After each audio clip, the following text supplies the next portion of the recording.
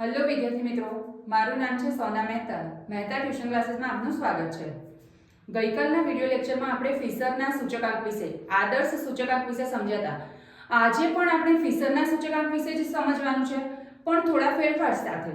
આજની રીતનું નામ છે કુલ ખર્ચની રીત. એમાં પણ આપણને એમ જ કીધું છે કે ફિશરનો સૂચકાંક ગણો, અથવા તો લાસ્ટ યર પાસે ફિશર કે તો પણ સેમ જ ફોર્મ્યુલા ચાલશે. તો હવે અહીંયા આપણને આધાર વર્ષ અને ચાલુ વર્ષ બે વસ્તુ આપી છે. વસ્તુ ABCDE. આધાર વર્ષમાં વપરાશ અને કુલ ખર્ચ આપેલું છે. એવી જ રીતે ચાલુ વર્ષમાં પણ વપરાશ અને કુલ ખર્ચ આપ્યું છે. આધાર વર્ષ જેને કહેવાય છે 0, વપરાશ એને કહેવાય જથ્થો જ, એટલે વપરાશ અને જથ્થો બંને શું કહેવાશે તો Q કહેવાશે. હવે આધાર વર્ષનો જથ્થો છે એટલે એને કહેવાશે Q0. આ કુલ ખર્ચ આપ્યું છે. કુલ ખર્ચ એટલે P અને Q બંને સાથે આપેલા છે. એવી જ રીતે ચાલુ વર્ષ છે એને કહેવાશે 1. ચાલુ વર્ષના વપરાશને કહેવાશે Q1 અને ચાલુ વર્ષના કુલ ખર્ચને કહેવાશે P1 Q1. એવી જ રીતે અહીંયા P0 Q0 કહેશે. કુલ ખર્ચ એટલે વપરાશ અને ખર્ચ બેનો ગુણાકાર થઈને મળે છે.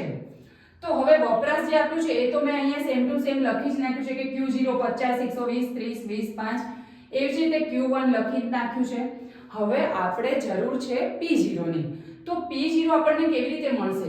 તો એના માટે અહીંયા આપણે લખી શકીએ છીએ કે P0 Q0 એના છેદમાં Q0.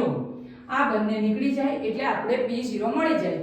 અથવા બીજી રીત કે કુલ ખર્ચ એના છેદમાં Q0 પણ લખી શકો છો તમે. એવી જ રીતે અહીંયા પણ શું મળશે તો કે P1 Q1 એના ભાગ્યા Q1. Q1 નીકળી જાય એટલે P1 મળી જશે.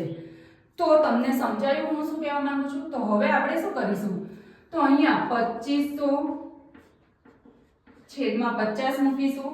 એવી જ રીતે 600 એના ડિવાઇડ 120, 330 એના છેદમાં 30, એવી જ રીતે 360 એના છેદમાં 20 અને 40 એના છેદમાં 5. આ પ્રમાણે કરીએ એટલે અહીંયા 50 મળશે, અહીંયા 5 મળશે. એવી રીતે અહીંયા મીંડું 11 તેરી 33 એટલે અહીંયા 11 મળશે, અહીંયા મળશે 18 અને અહીંયા મળશે 8. તો આ તમારું P0 મળી ગયું. હવે સેમ એવી જ રીતે આપણે P1 મેળવીશું. તો P1 માટે 4200 છેદમાં 60 એટલે તમને મળશે 70. 700 એના છેદમાં 140 એટલે 14 × 5 70 મળશે તમને 5. પછી 200 છે, 200 એના છેદમાં 20 તમને મળશે 10. સોરી, તમને મળશે 10 બરાબર. પછી 300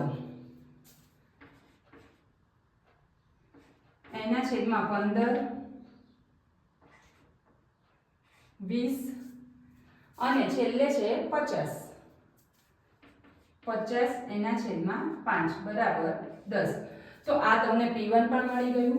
તો આ રીતે તમને Q0 P0 Q1 અને P1 મળી ગયું છે. હવે આપણે દાખલો જે ગણતા હતા એ જ પ્રમાણે એકદમ સરળ દાખલો તમારે ગણી નાખવાનો છે કે P1 Q0 P0 Q0 P1 Q1 P0 Q1 અને સૂત્ર મૂકી દેવાનું છે.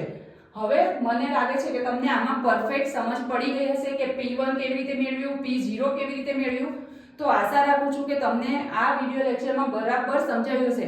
કંઈ પણ ના સમજાયું હોય કે P0 P1 કેવી રીતે મેળવ્યું તો તમે કમેન્ટ બોક્સમાં જરૂર જણાવજો. વિડિયોને લાઈક કરો, શેર કરો અને ચેનલને સબસ્ક્રાઇબ કરો. મળીએ નેક્સ્ટ વિડિયોમાં.